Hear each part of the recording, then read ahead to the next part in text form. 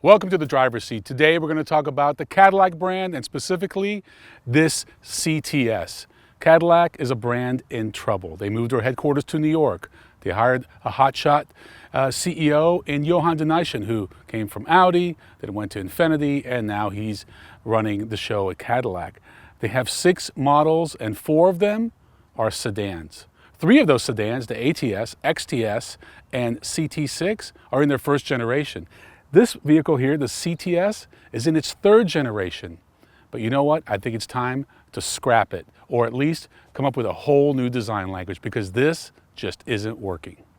If you're an iconic brand like the BMW 5 Series or Mercedes-Benz E-Class, you can make slight evolutionary design changes. In the case of Cadillac, they just can't afford to do it.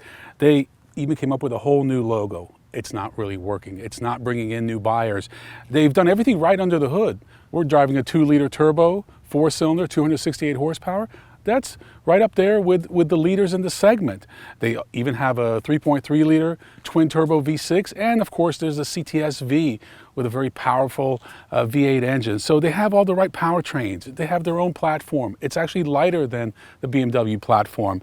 On paper, Cadillac has done everything right. They've even revamped their dealership to create that demand, to create that luxury car atmosphere, but it just hasn't translated into sales. And I think it's time to go back to square one. From a driving perspective, the CTS is on par with the competition. What I really like is their use of Alcantara. They've been doing this for quite some time, and I like it. This works.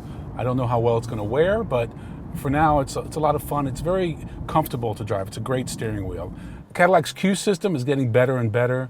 It's still not great, but it's good. They have these same kind of gimmicky controls, but again, I can get used to them. None of this stuff is a deal breaker for me.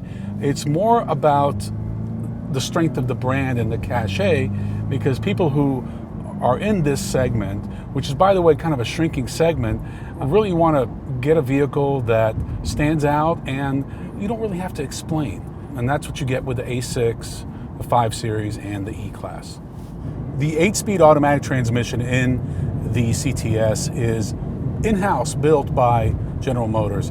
Most of their competitors use the ZF transmission, which is a brilliant transmission, but this is a close second. Overall, I like the car. You have 3 driving modes. But one thing that really separates the Cadillacs from all of its competitors is the option to have magnetic ride control. It really is the world's best suspension. And if you're going to get this car and you really want to push it to the limits, you want to get the magnetic ride control. That is something that's used on Formula One cars, Ferrari even licenses. I've talked about it in the past, but it really does work and it does make a difference. The car is good. I don't want you to think I'm bashing the car, but I just don't think the brand warrants the price tag that they're asking for on this CTS. There's been a lot of attention to detail on this 3rd generation CTS, starting with the paddle shifters. These are probably some of the most premium paddle shifters I've felt in any vehicle in the segment. They're big, they're bold, but positioned just right. They feel great, just like the steering wheel. Everything about this car just really feels like a driver's car. So I don't want you to think I'm bashing it for that, but I am bashing it for the brand. We purposely chose this location because it's ugly, much like Cadillac's future if they don't make some radical changes. In the past, Cadillac was the ultimate luxury brand, especially here in America. It was all about the V, which is why you see so many Vs throughout the vehicle. They were really trying. It was also about the thin taillights. All these kind of design cues made it an iconic brand in the 60s and 70s, and then came the 80s, and then came trouble.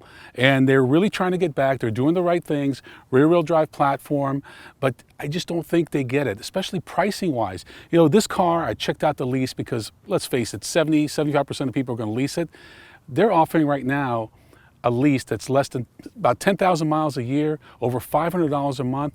It's not any cheaper than a BMW. I need a reason to buy this car. It's a good car. I like the way it drives. There's just no compelling argument. I'm Ron Doran. Thanks for watching. We'll see you next time on The Driver's Seat.